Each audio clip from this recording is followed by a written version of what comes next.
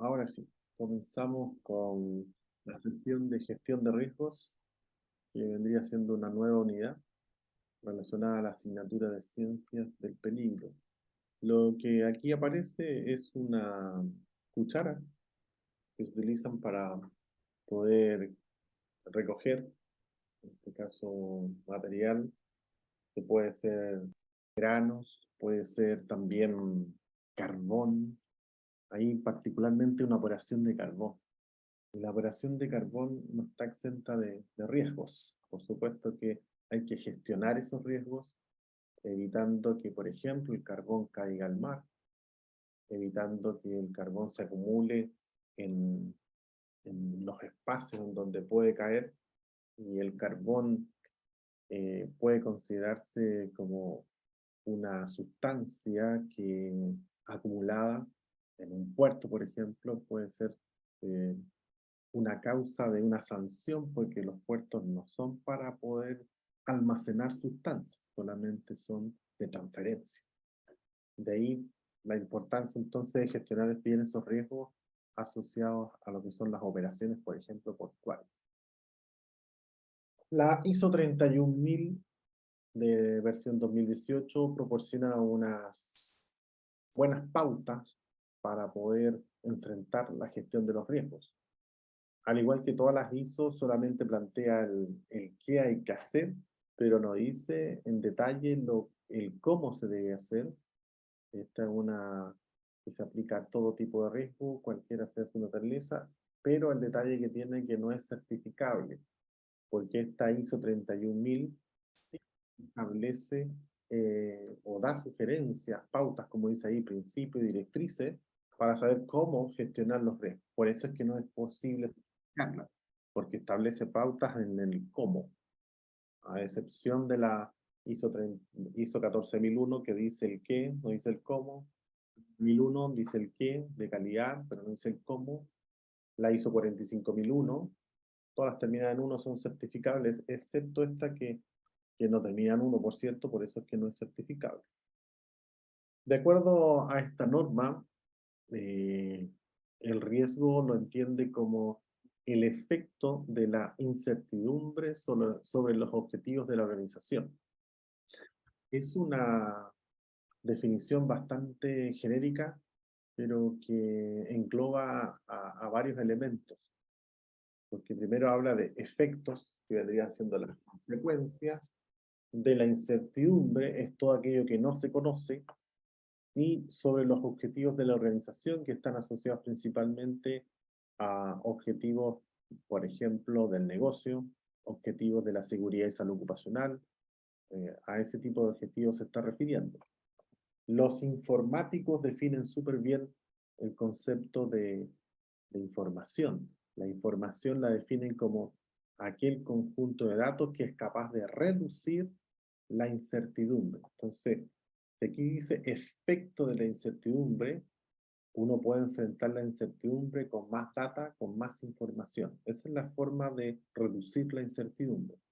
Y si soy capaz de reducir la incertidumbre, voy a ser capaz de reducir los efectos de esa incertidumbre en los objetivos de la organización.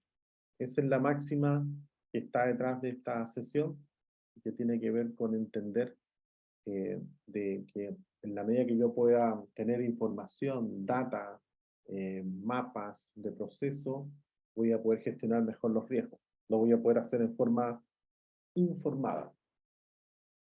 Aquí aparece otra definición de riesgo, de acuerdo a Rawson, del año 2011, establece que el riesgo se puede definir en tres preguntas claves. La primera pregunta es, ¿qué puede salir mal?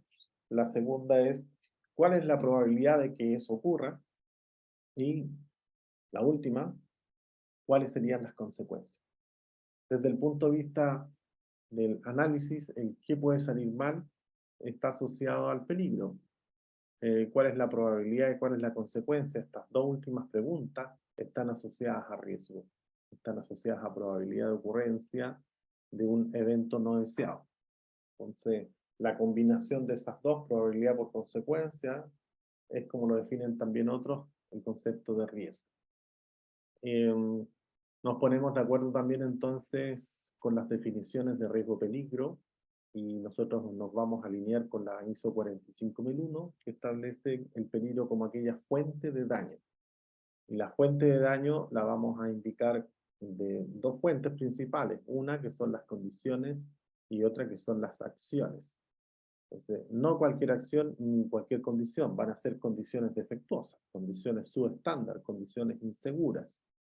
Y no cualquier acción, sino que van a ser acciones subestándar, acciones inseguras. Esas son las fuentes de daño. Por ejemplo, ahí aparece iluminación deficiente. Al decir iluminación deficiente, eso implica que estoy comparando con un estándar. Así que tampoco se trata con que sea muy cualitativo. La idea es que siempre se vaya comparando con un estándar y en la medida que no exista estándar, bueno, ahí tendríamos que hablar de inseguridad. Sería una condición insegura si es que no tenemos un estándar con quien comparar el elemento. Esto está muy asociado al queso suizo de Reason, el modelo este, en donde establece que cada uno de las lonjas, por decirlo de alguna manera, de queso que tienen sus hoyitos, representan justamente barreras de defensa que evitan que el peligro se propague y genere daño. Entonces, ¿cuáles son esas defensas? Ahí, por ejemplo, aparecen las técnicas, barreras que están asociadas a la supervisión, barreras de corte humano. ¿Y cuáles vendrían siendo los hoyitos? Bueno, errores humanos, fallas en lo que es supervisión, técnicas inapropiadas, todos esos vendrían siendo los agujeros por donde puede avanzar el peligro hasta producir el daño no deseado. La probabilidad, ahí entramos en un riesgo más de orden cuantitativo. Uno puede hablar del QRA, que está asociado al análisis cuantitativo de riesgos, y por eso establece en términos probabilísticos la probabilidad que ocurra esto. Ya no es el concepto de decir, sí, yo creo que es probable, casi probable, o no es probable. No, acá se establecen números. Números, por ejemplo, cuando uno hace análisis de riesgos para entrar a una bodega de sustancias peligrosas, uno debe trabajar con los radios, con las áreas de impacto en la vecindad. En otros países se trabaja con las ISO líneas, y que tienen un nivel de seguridad de 1 por 10 a la menos 6. Eso significa 1 en 1.000.000. Y en otros países se da la posibilidad de instalar una planta química en un sector que eventualmente para nosotros sería impensable, por ejemplo, en un estuario o en algún sector protegido. Sería impensable, pero claro, lo que hacen en otros países es que en la ISO ya no es el nivel de seguridad establecido en 1 por 10 a la menos 6, sino que es 1 por 10 a la menos 7. Y eso significa inversiones importantes en seguridad para blindar el sector donde está la planta química y evitar que se produzca un impacto en la vecindad donde está instalada esa planta química. En Chile, simplemente por capacidad, ya dejan afuera a proyectos que finalmente aportan desde el punto de vista del PIB, pero solamente por el solo hecho de ser gigantes o colosos quedan descartados. Y sería bueno darle una vuelta porque finalmente hoy día el tema de los camioneros principalmente es por falta de recursos, y el tema que tiene que ver con la generación de recursos. En la medida que no generemos recursos va a ser más complejo eh, tener disponibilidad de recursos para poder resolver las demandas sociales. Una alternativa es por la vía de que se den las facilidades para la generación de recursos a las empresas, porque son las que más tributan en términos de generación de recursos. Eso no significa que se dé carta abierta y generemos impactos ambientales. No, significa que seamos más exigentes con las medidas relacionadas a la instalación de plantas químicas. Y bueno, las consecuencias ahí aparecen consecuencias a nivel de salud ocupacional. Y ahí dicen lesiones, accidentes, enfermedades ocupacionales, eso es salud ocupacional. Pero nuestro tema de fondo es la seguridad, que está asociada a eventos no deseados y que son accidentes mayores, ¿sí? Esto está asociado más a accidentes mayores y no a salud ocupacional. Aquí tenemos una distribución que es útil para poder estimar cuál es la probabilidad de ocurrencia de algunos sucesos basados en promedios históricos que se dan en las organizaciones. Por ejemplo, establece ahí el f de x es la probabilidad que ocurra x accidentes, 2 accidentes, 3 accidentes, n accidentes durante un periodo de tiempo. X entonces vamos a entender que corresponde al número de accidentes en un periodo de tiempo, el lambda corresponde al promedio de accidentes en cierto periodo de tiempo. Aquí tenemos que recordar cómo se calcula el promedio. El promedio se calcula como un promedio aritmético, eso significa que son 10 datos, los 10 datos se dividen por 10. O sea, suman todos los datos. Disculpe, profe, ¿me escuché? ¿Sí?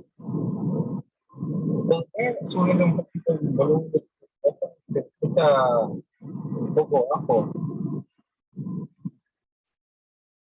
No le entendí muy bien, pero asumo que el micrófono no lo escucho, algo así entendí.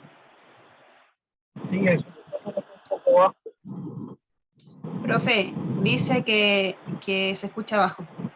Ya. Sí, profe, yo igual lo escucho bajo y tengo todo el volumen al máximo y estoy en el trabajo. No sé si puede hablar un poquito más fuerte, por favor. Ya. Porque lo máximo.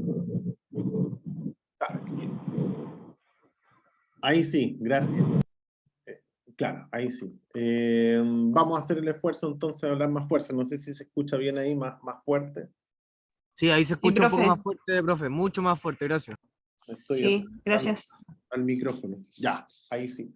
Entonces decía que esta es una distribución para calcular la probabilidad que ocurran X accidentes durante un periodo de tiempo. Entonces estamos definiendo cuáles son las variables. X corresponde al número de accidentes en un periodo de tiempo, puntual eso, dice en un periodo de tiempo, y lambda es el promedio de los accidentes en un periodo de tiempo establecido.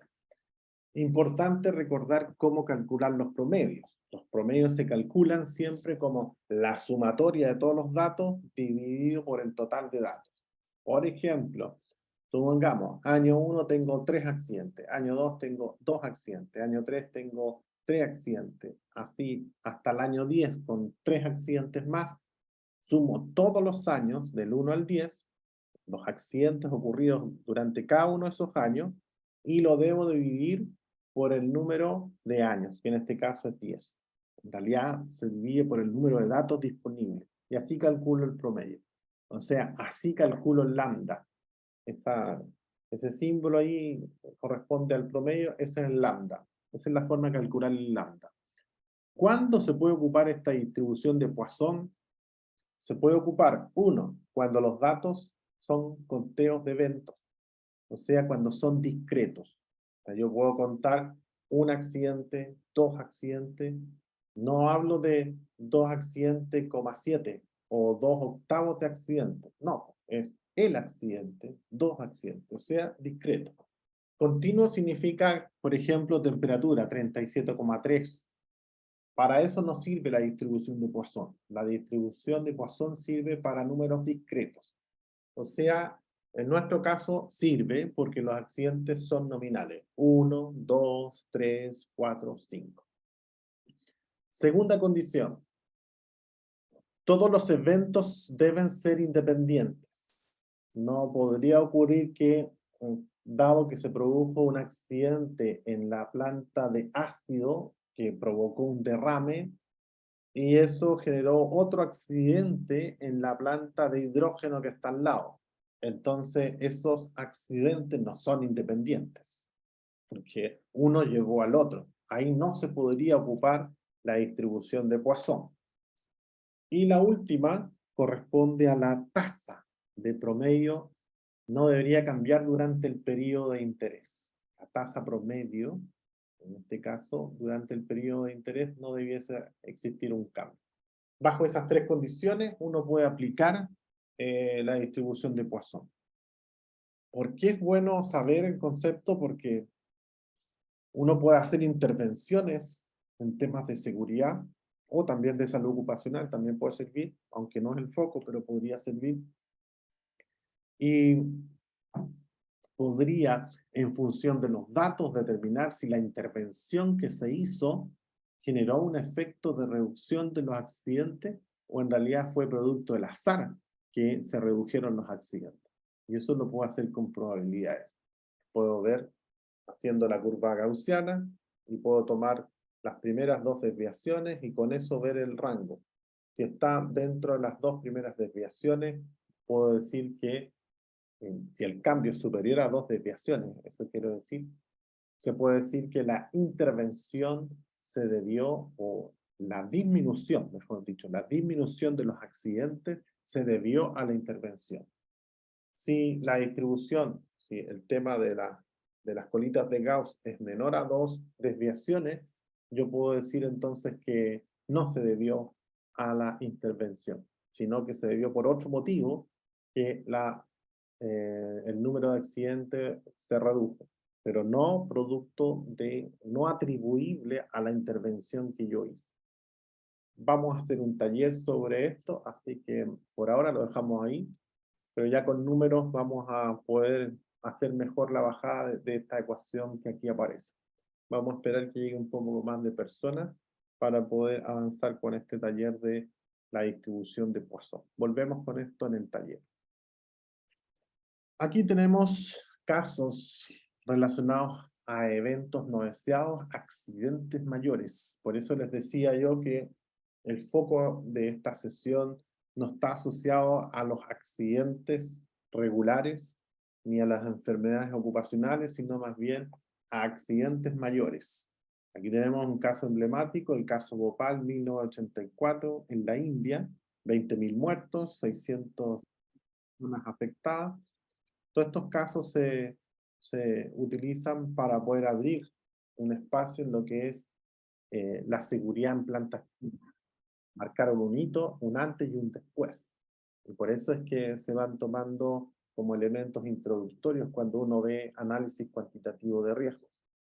Seguramente ahora va también a considerarse el caso que ocurrió hace muy poco tiempo atrás en una planta de refinerías en Estados Unidos, en donde con un impacto importante de lluvias, la lluvia comenzó a inundar toda la planta, llegó un minuto en que la planta sabía que se iba a quedar sin energía y eso ocurrió. Habían compuestos que requerían de mantenerse refrigerados, si no podían entrar en explosión o incendio. Lo que hicieron fue entonces trasladar todo eso en camiones refrigerados, pero habían ciertas unidades que no pudieron ser trasladadas, unidades de respaldo, y entró ahí un incendio, se desató un incendio. O sea, ahí, con ese evento, que fue hace poco, abre mucho más el espacio de que la gestión de riesgos de accidentes mayores ya no es solamente, está circunscrita a lo que ocurre en el lugar, en el emplazamiento, sino que a las condiciones en donde está ese emplazamiento. Por ejemplo, lluvia torrencial, no vista, sin precedentes, que inunde el ambiente, y ahí vemos cuáles son los efectos. Y ahí aparece el concepto de reducción de riesgos de desastre, el concepto que seguramente va a poder explicar y bajar y profundizar Claudia este sábado. ¿Sí? Este sábado ustedes tienen clases con Claudia sobre el tema de reducción de riesgos de desastre. Piper Alpha, otro caso, pero antes de eso, comentar un poquito más de este de Bhopal, porque aquí el evento no deseado que está detrás es la propagación de una nube tóxica, el MIC, isocianato de metilo. Ese es un... Profe, eso mismo le iba a preguntar, ¿qué era MIC? Claro, el isocianato de metilo es un producto utilizado para la industria de insecticidas, o sea, es sumamente tóxico entra a los pulmones, produce hemorragia y las personas mueren literalmente ahogados en su propia sangre. Ese es el concepto que está detrás acá, de esto. Entonces, claro, las personas que estaban trabajando en este lugar, muy pocas fueron afectadas. Las que salieron más afectadas fue la población aledaña, porque la rosa de los vientos, la dirección del viento, se fue hacia las personas, hacia la población. Esto ocurrió prácticamente de noche. Y afectó tremendamente porque el desplazamiento de esa nube tóxica arrasó con todo lo que tenía a su alrededor. Y bueno, ahí tenemos casos de 20.000 muertos, 600.000 personas afectadas y 150.000 con secuelas graves. Hasta el día de hoy siguen apareciendo algunos problemas asociados a este accidente. Niños que nacieron con problemas producto de este accidente mayor. Entonces, aquí tenemos el primero, propagación de nube tóxica. El segundo, este segundo está asociado a lo que son explosiones. Las explosiones, también hicieron una película, el Piper Alpha, año 1988. Ahí una brida ciega, perdón, se colocó sin apretar en reemplazo de una válvula de seguridad. Los hidrocarburos comenzaron a fugarse formando una nube inflamable que encontró un punto de ignición y produjo explosión. Ahí la diferencia entre límite de inflamabilidad y límite de explosividad está dado en la velocidad de reacción. Lo que vimos desde el punto de vista analítico en la semana pasada, estuvimos calculando velocidades de reacción. Bueno, eso es lo que está detrás del límite de inflamabilidad. Es una velocidad de reacción química, y si es más rápido pasa a explosión, si es más lenta pasa a una combustión, o sea, un incendio. Aquí los afectados fueron 226 personas, de la plataforma 165 murieron y la plataforma quedó totalmente destruida. Eso fue parte de la explosión.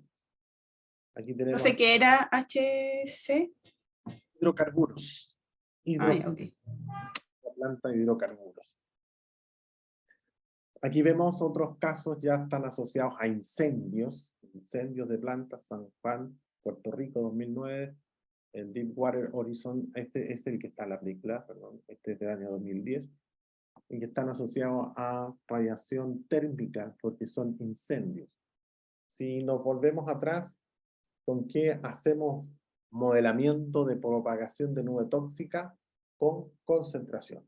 Todos los modelos gaussianos o modelos que sean relacionados a dispersión de gases, de emisiones, se hace con concentración.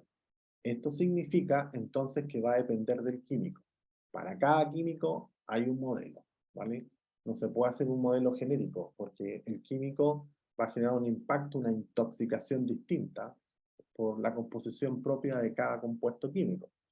Si nos vamos a las explosiones, aquí hablamos de ondas de choque. Las ondas de choque son lo que se modela también a través del modelo de TNT, que está también en decreto, el modelo de consecuencias de accidentes mayores, que ustedes lo pueden descargar del MinSal. Ahí aparece un modelo del TNT. El modelo del TNT tiene sus detalles porque es muy básico, es muy artesanal. Las virtudes que tiene que está en español, frente al otro modelo, que es el modelo multienergía, mucho más robusto. De hecho, es tan robusto que no es factible hacerlo con planillas de cálculo de Excel, se requieren software, porque es muy contundente el análisis que hay que hacer.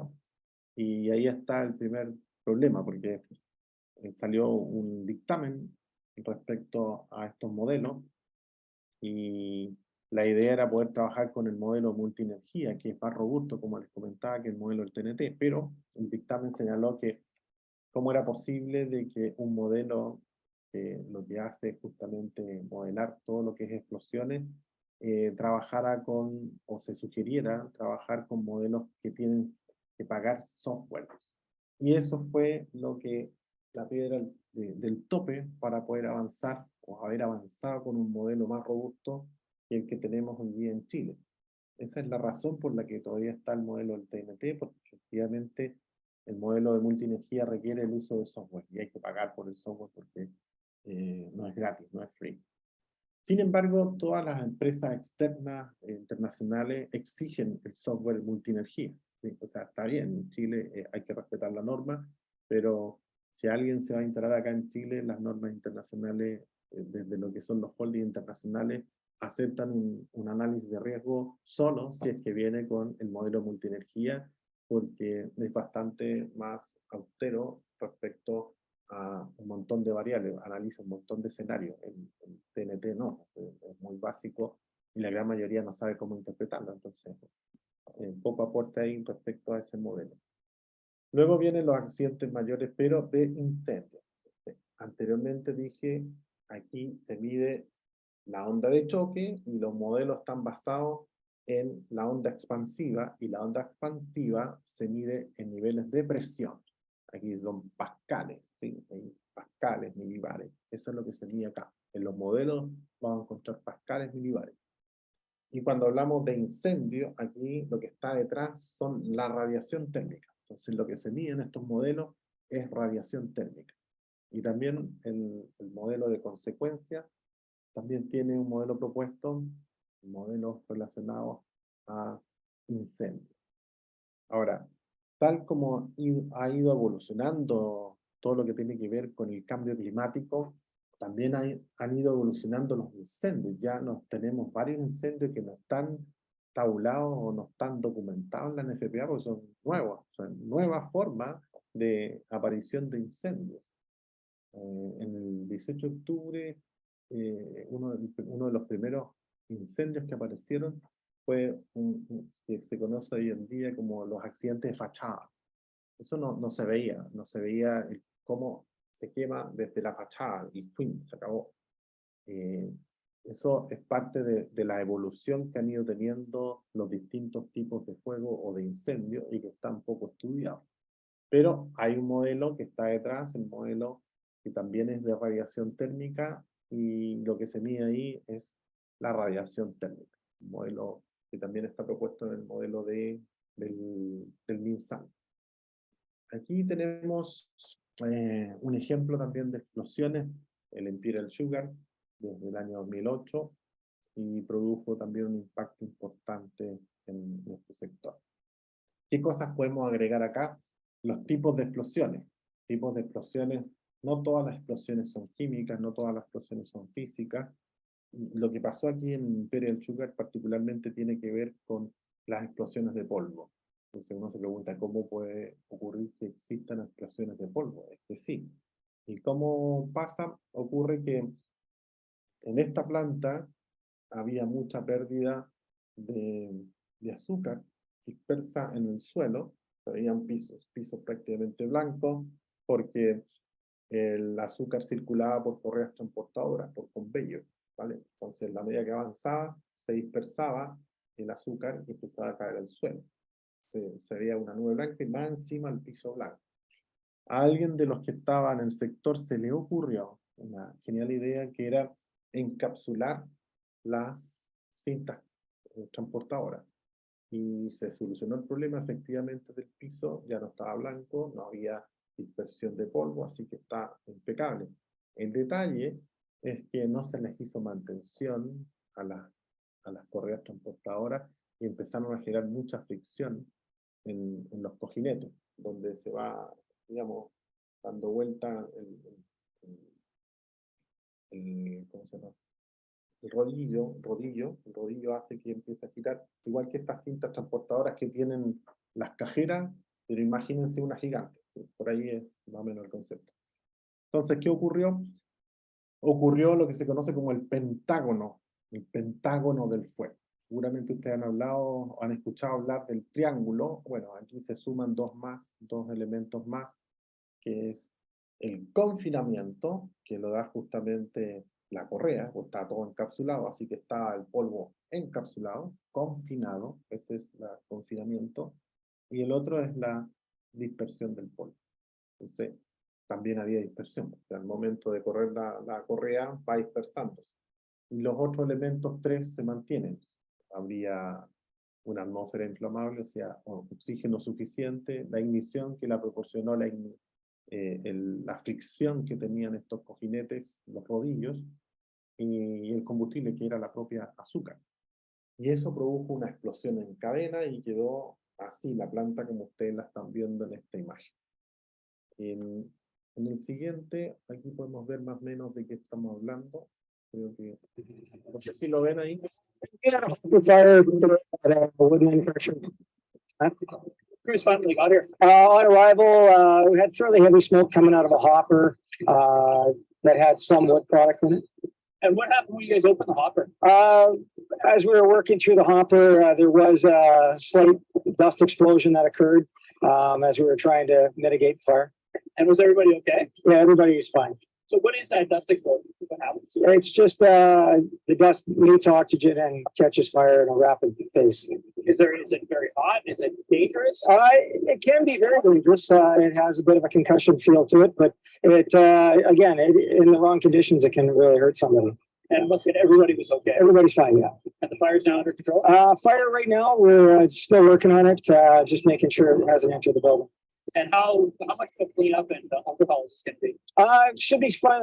Most of it looks like it's contained in the hopper itself, so shouldn't take long.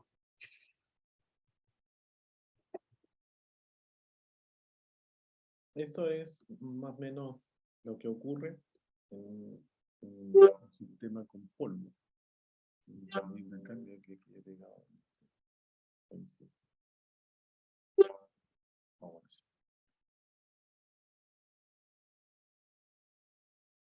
Ya. ¿Me escuchan o no? ¿Se escucha bien, por favor? Si me pueden chequear. Sí, profe, se escucha bien.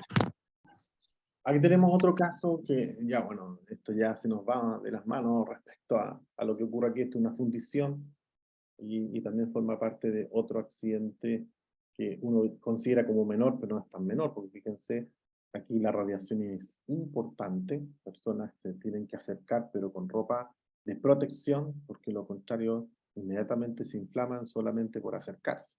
Toda la ropa tiene fuga, por lo contrario, se produce inmediatamente inflamación del cuerpo o de lo que tenga de ropa sin protección.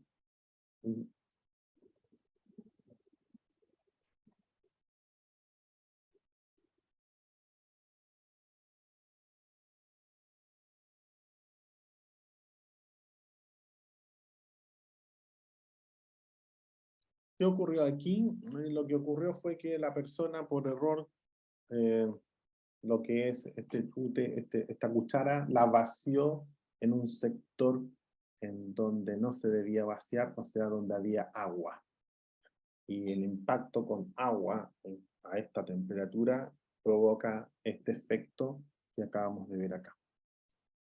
Todo esto se circunscribe en este concepto de lo que es la gestión de riesgos. Entonces, primero se establece un contexto, es lo primero, diagnóstico. Necesitamos diagramas de proceso, o sea, información de balances de masa. Por eso es importante esta primera parte, un poco odiosa, pero necesaria, porque de ahí sabemos cuánta es la cantidad de materia prima de la que estamos hablando, cuánta cantidad de producto, cuánto producto intermedio.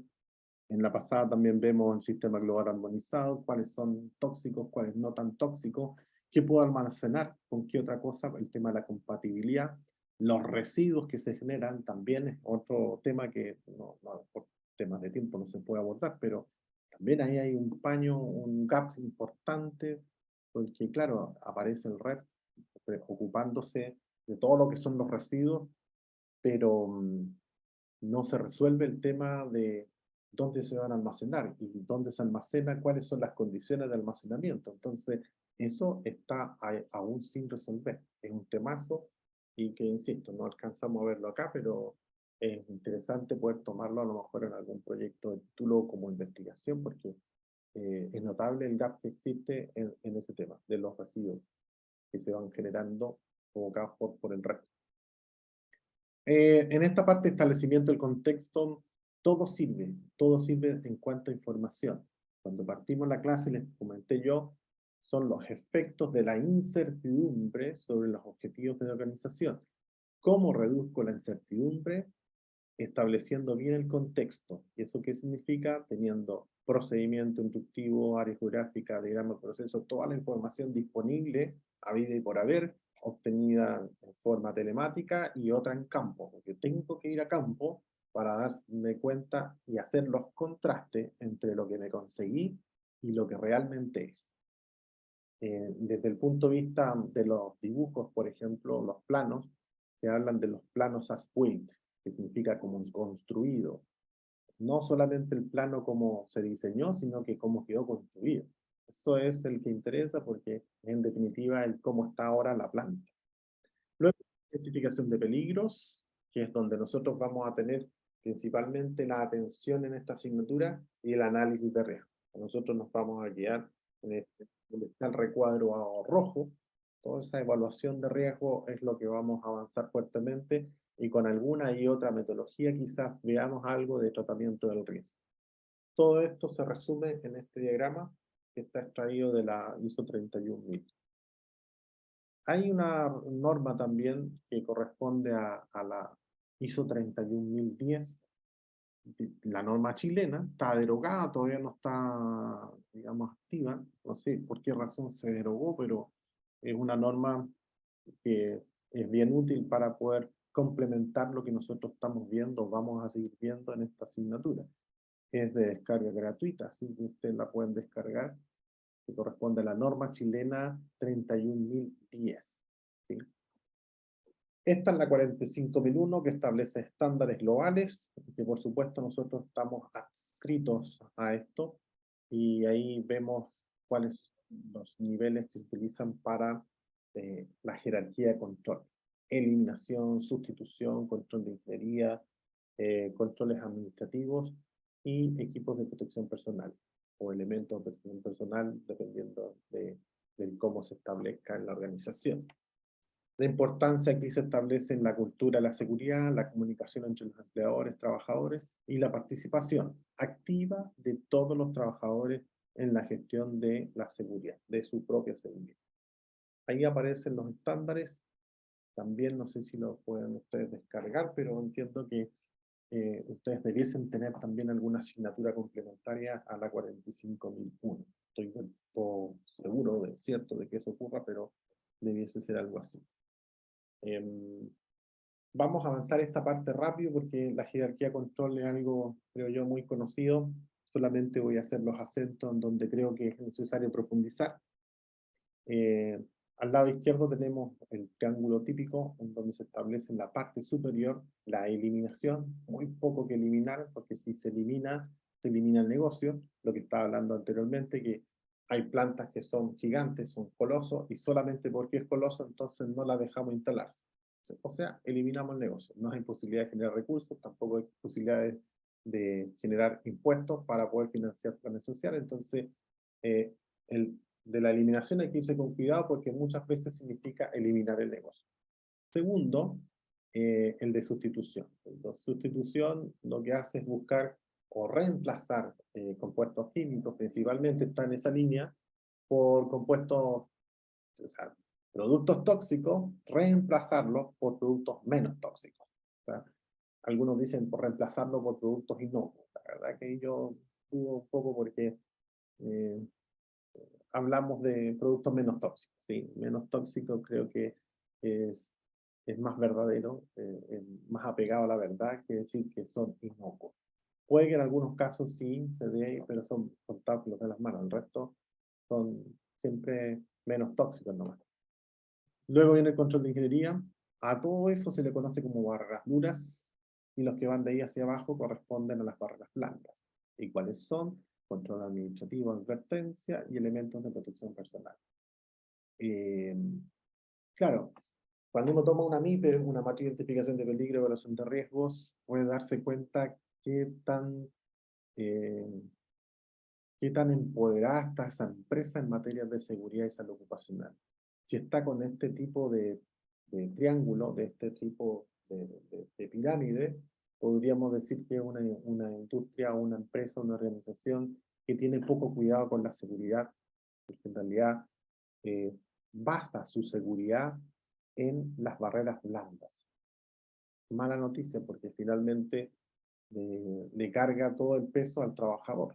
El trabajador finalmente termina siendo el responsable porque no usó su EPP. Bueno, entonces, ¿por qué no fue posible, por ejemplo, instalar un sistema de ventilación, en donde no hubiese sido necesario usar a lo mejor el EPP, porque ya el sistema hace su trabajo y evita que el trabajador se siga exponiendo y usando ese EPP innecesariamente, porque ya la barrera dura lo protege. Entonces, cuando uno hace un análisis desde el punto de vista económico ahora, ¿qué barreras son más buenas? ¿Qué barreras son más malas? Si uno hace un análisis desde el punto de vista de presupuesto, los presupuestos son anuales, estamos todos cortando presupuestos en octubre, en noviembre, son meses de presupuesto, se hace un presupuesto anual. Y claro, si uno hace un presupuesto anual, los EPP la llevan lejos, son ganadores absolutos porque al año efectivamente los EPP salen mucho más baratos que cualquier sistema de ventilación. Pero si yo hago un análisis en el largo o mediano plazo de 5 años, sobre 5 años, lejos, pero lejos, las medidas que son ingenieriles son mucho más baratas que la compra de todos los EPP que se compran anualmente. Entonces, claro, la reflexión es, pucha, ¿por qué no hacer entonces un presupuesto más de largo plazo, de largo aliento, que hacerlo de tipo anual? Las respuestas están dadas principalmente porque son empresas contratistas que hacen contratos anuales, a veces incluso hasta mensuales, entonces no les da el ancho. Bueno, hay que buscar entonces fórmulas que nos permitan poder propiciar, entender esto en los tomadores de decisiones, que en definitiva se produce un ahorro real, el poder invertir en jerarquías de control más agresivas, más duras, que se produzcan ahorros en la organización. Ahorros directos y además ni hablar de todos los accidentes que se evitan y de las enfermedades ocupacionales. Así que realmente un negocio el que se haga este análisis en el largo plazo y no en el corto plazo. Insisto, si uno hace el análisis anual, lejos los EPP son mucho, pero mucho más baratos. Pero si esto lo hace sobre los 5 años, se invierte la toma, digamos, la toma de decisión. Este viene siendo unos ejemplos respecto a la jerarquía de control, y aparecen algunos relacionados al análisis de aguas servidas.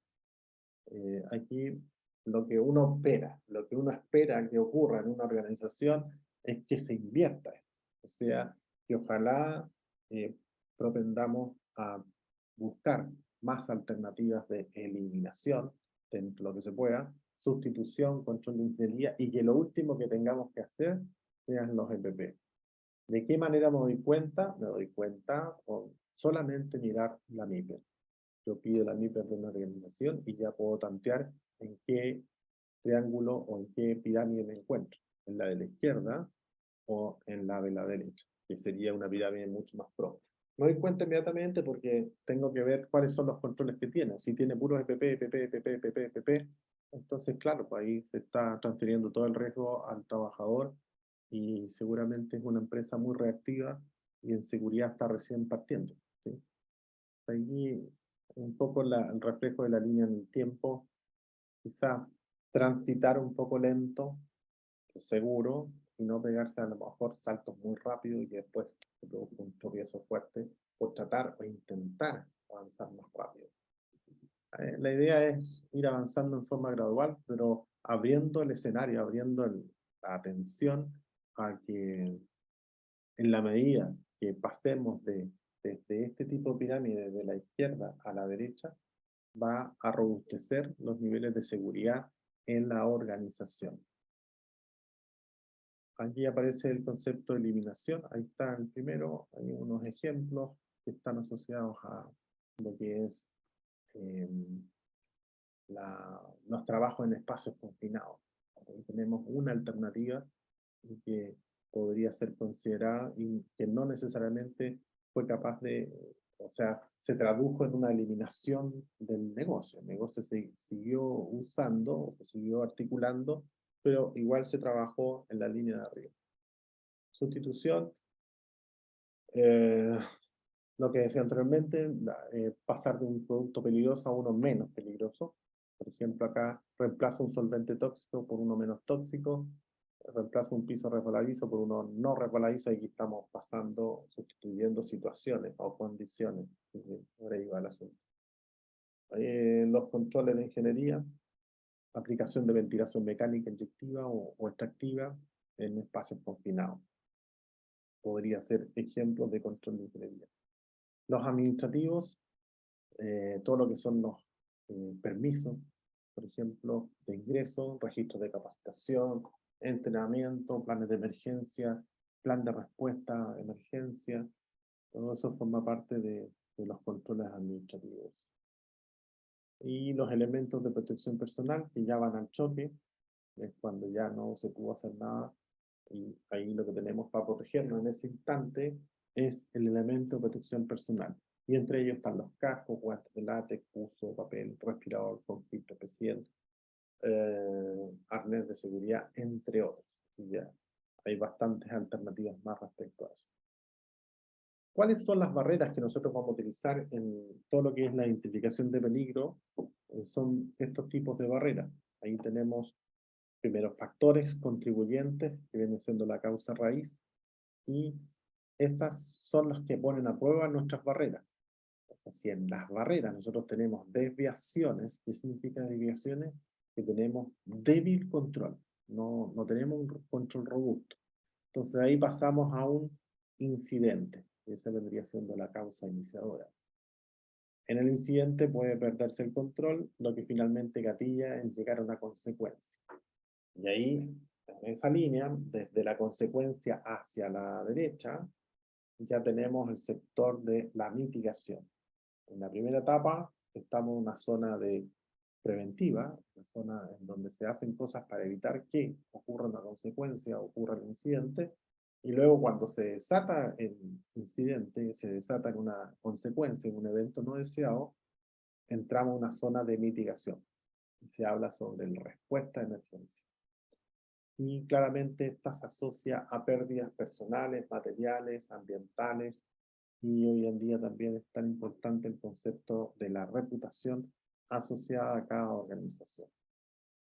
Estas barreras más relevantes para eventos y accidentes son las que se especifican a continuación. Esta, importante lo que dice ahí, es una lista no excluyente, tal como lo establecen las normas. No excluyente significa que pueden agregarse otras, sí, por supuesto. Estos son ejemplos. Y no es una lista en que no se pueden agregar más. Se pueden agregar más. Pero las más normales o más comunes son las que aquí se plantean. Sistemas de detección automática, por ejemplo, detectores de humo, están detectando que hay una anormalidad porque está apareciendo humo. Son sensores, detectores de humo. Ahí malamente dicho detección automática, porque el automático se está refiriendo, como lo habíamos visto en la sesión anterior, en que se hace algo por eso. Pero acá lo que se está refiriendo es que en forma automática empieza a encenderse una alarma, pero no a accionar o actuar sobre algo para evitar que siga saliendo humo. Simplemente suena la alarma. Nos activa un sprinkler, por ejemplo, ¿sí? Ahí ya pasamos a un sistema de seguridad automático. Eso se actúa por efectos de radiación, lo mismo que los discos rupturas por efectos de presión de tarao. Acá hablamos de los sprinklers. O sea, los nuevos modelos de fuego y explosión, de índice de fuego y explosión, ponen a prueba justamente los sprinklers, a ver si el sprinkler es capaz de hacerse cargo del fuego que tiene abajo. Y eso se hace también a través de modelos y ver qué tan eficiente es ese sprinkler en condiciones dinámicas. Significa que va cambiando la cantidad de elementos que hay en bodega. Sistemas de alarma de operadores, personal, que el DOE significa disciplina operacional, en inglés OD, Operational Discipline, lo pueden buscar. Interesante el concepto porque permite reducir el riesgo con disciplina operacional. Ahí dice, en la medida que yo aumente la disciplina operacional, efectivamente voy a poder reducir el riesgo, porque si vemos la ecuación, la que uno conoce de riesgo es probabilidad por consecuencia, pero si yo le agrego la disciplina operacional, está abajo. Significa que si aumenta, va a disminuir el riesgo. La disciplina operacional no es más que una persona que esté bien instruida, que sea consciente de los riesgos a los que está expuesto y que sea comprometida con la labor que cumple, cuál es su rol en esa organización. Eso no es sencillo de lograr, porque significa a veces distraer al trabajador en algunos cursos de capacitación, y eso a todas luces para el administrador o quien esté en producción, son HH menos, que significa menos producción. Pero no ve la otra parte, que eso también reduce el riesgo, la probabilidad de un accidente disminuye ostensiblemente. Esa parte generalmente no se visualiza.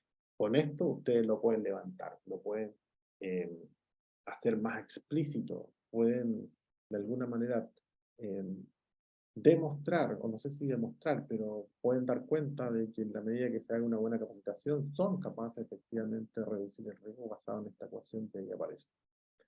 Y luego están las barreras de mitigación, como les decía, están en la zona derecha, están por este lado, en las pérdidas.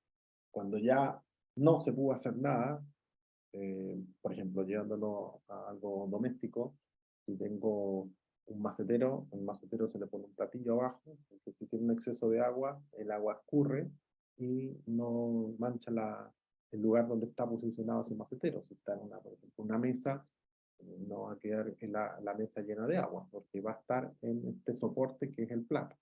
Bueno, aquí también, estanques químicos con ácido sulfúrico, por ejemplo, tienen muchos diques, o también se llaman pretiles. Sí. El ácido, si es que llega a ocurrir la situación en donde se produzca un derrame, el derrame queda contenido en el pretil, que vendría siendo una especie de plato también, manteniendo las proporciones, un plato de fondo, hondo, ahí queda todo el ácido sulfúrico contenido, porque algo ocurrió mal, algo salió mal, perdón, algo salió mal, y tenemos para enfrentar ese riesgo un pretil. Aquí ya tenemos los modelos de capas. Está el modelo, el ámbito preventivo, luego pasamos a una etapa superior que es la detección, que ya no funcionó la prevención, por lo tanto aparece la detección. Luego un sistema más robusto que es el control, que lo vimos en la clase anterior, el control automático, en donde el proceso se controla de forma automática, no hay factores humanos involucrados, porque el sistema trabaja en forma automática, no es 100% fiable, por eso es necesario siempre ir monitoreando esos procesos que están con control automático. Igual se requiere un operador de terreno, que vendrían siendo los ojos del que está en la sala de control. Los que están en sala de control deben estar monitoreando a través de lo que se conoce como el SCD. El SCD corresponde al sistema de control distribuido. Ese sistema permite estar monitoreando todos los equipos, válvulas, intercambiadores, torre de destilación, reactores, desde una sala de control, la sala de control. Luego viene el alivio, o sea, si el control no funcionó, algo ocurrió y algo salió mal, entonces aparecen los sistemas de alivio. Generalmente es alivio a presión. El tanque está a punto de producir una explosión, puede liberar a la atmósfera a través de una válvula de seguridad o a través de un disco de ruptura, y eso evita que ocurra la explosión, ¿sí? Pero genera un daño menor. ¿Cuál es el daño menor? Derrame del producto que está dentro, pérdida del producto que está dentro, pero evita la explosión, que es bastante más terrible que la anterior. La contención, que ya la comenté, esto es cuando el alivio no funcionó. De ahí lo que nos queda por hacer es la contención, o sea, capturar los derrames en diques o en pretiles que produzcan la oportunidad de minimizar el impacto en las áreas en donde se produce ese derrame. Y cuando esto no funciona, bueno, hay que estar preparado a las respuestas. Esas respuestas de emergencia deben estar diseñadas no a la improvisación, sino que ponerse en el caso en que el de contención no funcione. ¿Qué haríamos? ¿Cuál es la respuesta a esa emergencia y cuáles vendrían siendo los recursos involucrados, tanto internos como externos? ¿Y en qué minuto accionar el botón de acceso de recursos externos? Eso debiese estar pauteado en lo que son los planes de respuesta a emergencia. Con esto ya estamos casi al cierre de esta primera sesión que corresponde a gestión de riesgos, y esto es la cultura de la seguridad hay varias definiciones. La cultura de seguridad es el producto de valores, actitudes, competencias, patrones de conducta individuales y grupales que determina el compromiso con la adecuada ejecución de los problemas de seguridad en la organización. Esa es de Health and Safety Commission, del año 1993, antigua, pero todavía vigente.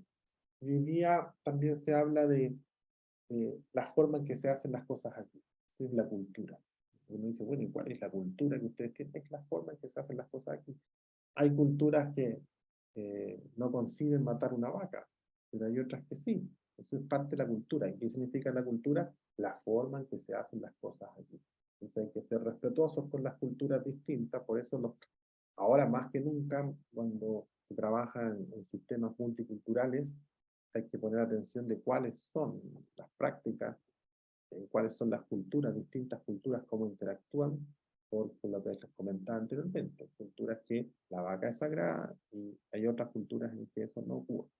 Bueno, en temas de seguridad, todos deben estar de acuerdo con la cultura que ahí gobierna, la cultura en donde se requiere alguien que esté vigilando para que la cosa funcione, o en realidad ya cada uno lo tiene en su gen y lo hace porque le nace hacerlo, y eso es parte de la cultura instalada en esa organización. Cuando uno llega a las organizaciones se da cuenta si hay o no esa cultura. Me tocaba hacer asesoría y claro, uno ve los mundos, son totalmente distintos, empresas que tienen una cultura de seguridad y otras que no tienen cultura de seguridad. Y de hecho uno dice, bueno, saldré vivo de este lugar porque en realidad parece el oeste en muchas empresas, sin dar nombres, pero del terror, porque ve fugas de ácido, por otro lado ve también situaciones de condiciones, todo lo que es baranda, que está en mal estado, no solamente que esté en mal estado, de que no esté pintada, sino que están oxidadas, y basta con que uno se tome y ve cómo la baranda no está firme. Ha pasado mucho tiempo, en fin. No voy a seguir dando detalles, pero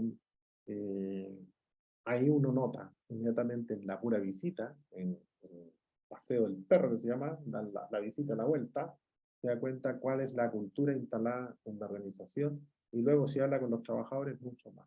Hay mucho más. Ahí confirma o no la forma en que se hacen las cosas en ese lugar. Modelos de seguridad, ahí tenemos algunos modelos planteados, y este es el modelo de la curva de Bradley. Seguramente también lo han escuchado hablar, es de la DuPont, y se trabaja con soluciones de orden sustentable.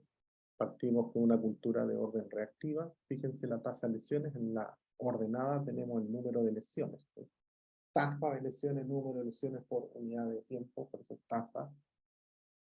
Y es reactivo porque obedece principalmente a situaciones que ocurren y hacen algo. Ocurren y hacen algo.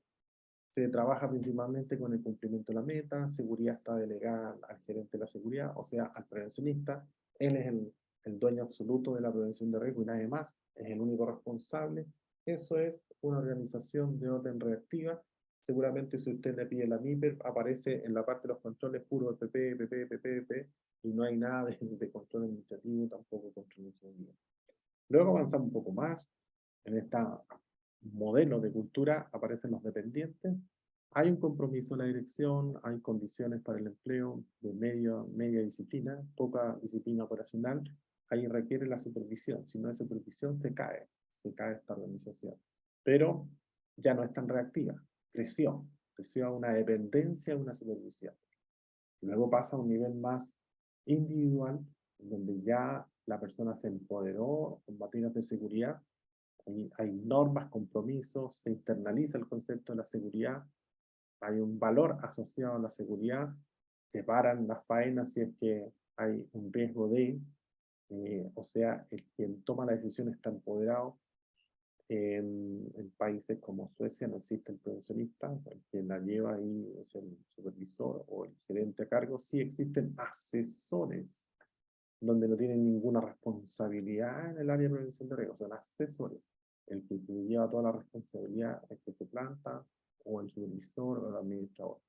El resto solamente asesora. Por ejemplo, oye, aquí en este aeropuerto tenemos exposición de nuestros trabajadores a radiaciones ionizantes, porque está este escáner. Y ahí la recomendación podríamos hacer esto, hacer las mediciones si realmente están o no expuestos. Pero la responsabilidad se la lleva el gerente o el que esté a cargo de ese aeropuerto. Y luego viene el equipo, y el equipo ya hay una interdependencia, se conforma ayudando a los demás, guardiando a los demás, o sea, colaboradores, un trabajo más mano a mano. Y en la última, aquí hablamos de la cultura de seguridad, este es el modelo de Fleming, que parte con distintos niveles, del nivel 1 al nivel 5. Tiene un modelo que se puede descargar también de la web, y ustedes pueden llenar la cartilla y se dan cuenta en qué nivel se encuentran, y basado en ese nivel les dan tareas para poder seguir subiendo a los siguientes niveles. Como ejercicio es bueno porque ve uno ahí en qué nivel se encuentra en la organización en la que uno trabaja, y ver cuáles vendrían siendo las metas. Si no se le ocurre a usted qué metas ponerse, aquí le sugieren, miren, si está en este nivel 2, para pasar a nivel 3, tiene que hacer esto, esto y esto. Genial, está bueno, está bien rankeado. Algo parecido, el modelo de Hudson, también parte una metodología del cuestionario NOSAC del 50 para evaluaciones de cultura preventiva. También es bueno porque también da la orientación y va uno llenando un cuestionario largo, por cierto, pero le permite saber en qué lugar nos encontramos. Patológico, reactivo, calculador, proactivo, generativo, vendrían siendo los nombres que reciben típicos cada uno de estos niveles. Eso vendrían siendo los modelos más importantes que nos quise traer a colación para que ustedes los conozcan, y ojalá también se entusiasmen a lo mejor con levantar algún proyecto de título, me refiero ya, en su organización, y les sirva como proyecto de titulación. Perfectamente puede ocurrir. Ya son las 20:07, vamos a hacer un alto de unos 15 minutos aunque creo que alcanzamos a ver esto. ¿Me permiten ver esto? Y con esto cerramos. Este es un caso, vamos a ver este caso. Están de moda los camioneros, así que vamos a ver eso.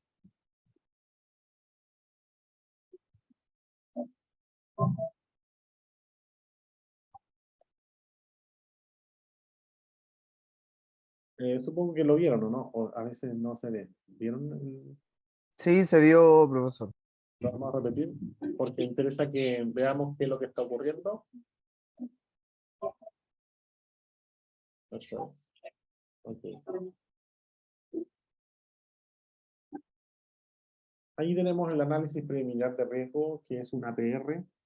Cuando las empresas, organizaciones en general tienen pocos recursos para hacer un análisis cuantitativo de riesgos, lo que uno puede hacer es hacer un análisis preliminar del riesgo. Es más barato, no es tan sofisticado, pero bueno, en lo que podemos avanzar si es que no tenemos los recursos para hacerlo. Entonces, un análisis preliminar de riesgo tiene en la parte superior un encabezado. Ese encabezado es utilizado no solamente por el APR, sino por cualquier otra metodología. Uno esperaría que cualquier metodología que uno use tenga un encabezado. Este es un encabezado propuesto, no es que sea escrito en piedra. Claramente se puede cambiar, se puede modificar, pero hágase un encabezado en donde tenga como mínimo estos elementos. O sea, en la parte central, el título de la metodología que está utilizando, ahí dice análisis preliminar de riesgo. Si va a ser un HACCP, debiese decir HACCP. Si va a ser un árbol de fallo, debiese decir árbol de fallo. Si va a ser un árbol de evento, árbol de evento. Si va a ser un FMA, o sea, análisis del modo de fallo de equipo, debería decir FMA. Si hace un bow tie, debiese decir bow tie, ¿vale? Se entendió entonces. En la parte central, el nombre, la metodología y el lugar donde se está aplicando. En los lados izquierdos, generalmente el lado izquierdo va la imagen corporativa de la organización. Yo no puse ninguna, pero ahí generalmente es donde se pone la imagen corporativa. Y acá, esto ya es propio de la metodología, se establece o se desagregan sistemas, subsistemas, y se le pone numerito, porque los APR pueden tener muchos APR. Análisis preliminar de riesgo, aquí puse el APR número 3 como ejemplo. Por el lado derecho aparecen fechas. siempre es bueno conciliar las fechas. Cuándo se diseñó, cuándo se realizó, aprobado por. Esto nos permite saber si esta metodología que se está utilizando ya lleva tiempo de recorrido o en realidad está partiendo recién ahora. Si está partiendo recién ahora es probable que tengamos errores, entonces nos pone en alerta respecto al historial que tiene esta metodología aplicada en la organización. Entonces es bueno recordar cuándo se hizo y también al revés, porque esta es del año 2001. Chuta, entonces esta ya está bien antigua, pues han pasado ya más de 20 años, entonces sería bueno revisarla porque a lo mejor puede que aparezca algo nuevo. Los dos extremos son malos, o sea, muy nueva o muy antigua, muy obsoleta. Así que hay que estar ocupándose de los dos extremos, hay que estar manteniéndose en el justo equilibrio. Luego, eso es encabezado. Fin de la historia encabezado. Esos encabezados se repiten para todas las metodologías de identificación de peligro. Lo que sigue abajo, esto ya forma parte de esta metodología, de la metodología del análisis preliminar del riesgo. El ítem, el número que estoy analizando, luego viene el peligro, luego viene la causa, efecto-consecuencia, el índice de riesgo y luego las acciones correctivas. Ese vendría siendo un análisis preliminar del riesgo. El peligro, hay que recordarlo desde la definición de la ISO 45001, en que está en función de la fuente del daño. Y la fuente del daño solamente hay dos, en realidad tres, pero las dos más comunes son condiciones, subestándar, condiciones inseguras, acciones subestándar o inseguras, y una tercera que son las situaciones. Las situaciones, aquellas que no calzan ni en la condición ni en la acción. La situación, por ejemplo, podría ser un camionero va, de mina, va subiendo una pendiente y justo se encuentra con el sol de frente, encandilado. Este encandilamiento, eso es parte no de una condición, ni tampoco una situación, perdón, ni tampoco una acción, sino que es una situación que es fuente de daño. O sea, esas vendrían siendo las tres. Las situaciones son bien, digamos, poco habituales. Lo que uno pone acá principalmente es lo que uno puede visualizar con los 5 sentidos. O sea, carga mal activada, yo la puedo mirar con mis ojos que la carga está mal activada. Ese es el peligro. El riesgo no se puede mirar, no se puede observar. Por eso, no es correcto decir identificar los riesgos. Lo que uno identifica son los peligros, no identifica los riesgos. Si bien es cierto, la escuela antigua hablaba de identificar riesgos, pero hoy en día el estándar es identificar peligros, no riesgos. Eso también va a ser importante al momento de cuando hagamos el trabajo que se hace en grupo, no entrar ahí en el error que va a tener penalizaciones si ponen en alguna parte identificar riesgos. Al menos que eso les quede de esta clase, que lo que se identifica son los peligros y no los riesgos.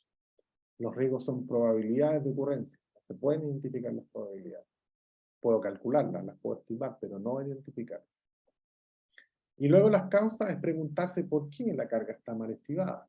O sea, de alguna manera nos vamos a la causa raíz. Aquí está el peligro, que es lo que yo observo, pero yo no observo que esa persona no está bien entrenada. No, eso no lo puedo observar.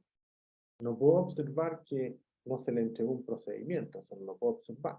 Pero sí que la carga está mal estimada, sí. Entonces ahora voy a las causas raíces. La causa, falta información de la estiba de bobina, no se revisa la carga, no se dispone de cuña, cualquiera de ellas puede ser. El efecto, desplazamiento en las bobinas, daño material, daño a las personas, que es lo que estoy observando en el video.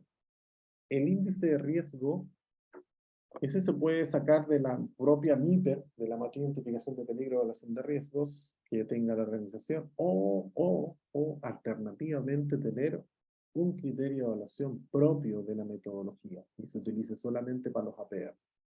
No recomendable porque la idea es poder después comparar, ¿sí? Comparar nivel de riesgo con la MIPER y ver qué tan parecido es lo que me arrojó el APR y poder tomar acción, poder tener un ranking Si ocupo otro criterio no voy a poder comparar, voy a estar sumando peras con manzanas, comparando peras con manzanas, no va a ser válido esa comparación.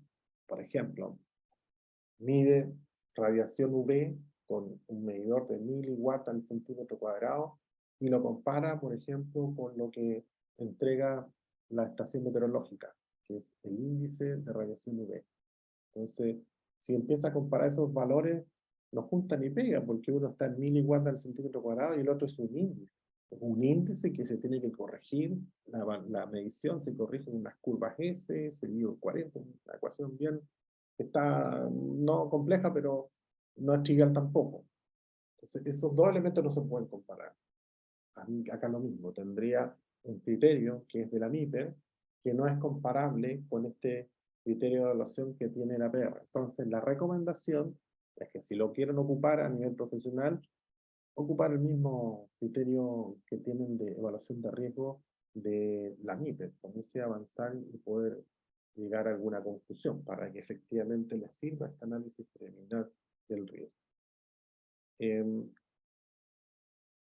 Aquí están las lecciones aprendidas, esto es lo que debería hacerse, entonces vendría siendo una carga bien estimada, ahí está, sería la forma que uno espera en que se hicieran las cosas. Ahí aparece, si uno hace un zoom, aparece una cuña, también evita el desplazamiento frente a un frenado violento, rápido, eso sería una buena forma. Ok, ahora sí entonces dejamos hasta acá y nos volvemos a ver en 8:30, ¿vale? Son 20:15, 20:30. Espero que alguien haya escuchado. Nos vemos. Sí, profe.